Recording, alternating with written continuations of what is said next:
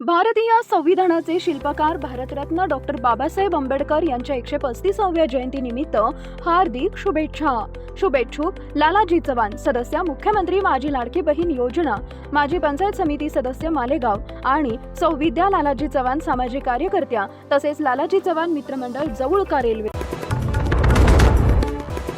देशातील एलपीजी पुरवठा पूर्णपणे सुरळीत असून सध्याच्या जागतिक परिस्थितीतही कोणतीही कमतरता भासू नये यासाठी केंद्र सरकारकडून आवश्यक ती सर्व पावले उचलण्यात येत आहेत. आंतरमंत्रालयीन पत्रकार परिषदेत ही माहिती देण्यात आली.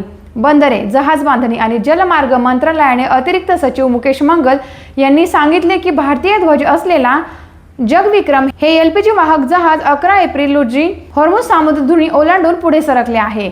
या जहाजावर सुमारे 20,400 मेट्रिक टन एलपीजी आणि 24 खलाशी असून ते 12 एप्रिल रोजी कांडवा बंदरावर पोहोचण्याची शक्यता आहे. पेट्रोलियम आणि नैसर्गिक वायू मंत्रालयाच्या सहसचिव सुजिता शर्मा यांनी सांगितले की देशांतर्गत एलपीजी पुरवठा पूर्णपणे सामान्य आहे. कोणत्याही वितरकाकडे तुटवडा नाही. तसेच ऑनलाईन बुकिंग दर 99% पोहोचला आहे.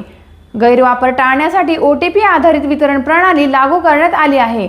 याशिवाय सुमारे 70% व्यावसायिक एलपीजी पुरवठा पूर्ववत झाला असून पुरवठा साखळी सुरळीत ठेवण्यासाठी विशेष उपाययोजना करण्यात आल्या आहेत.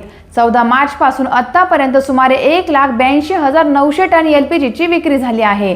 दरम्यान भारत आखाती देशांशी संबंध अधिक मजबूत करत असल्याचे परराष्ट्र मंत्रालयाने स्पष्ट केले आहे.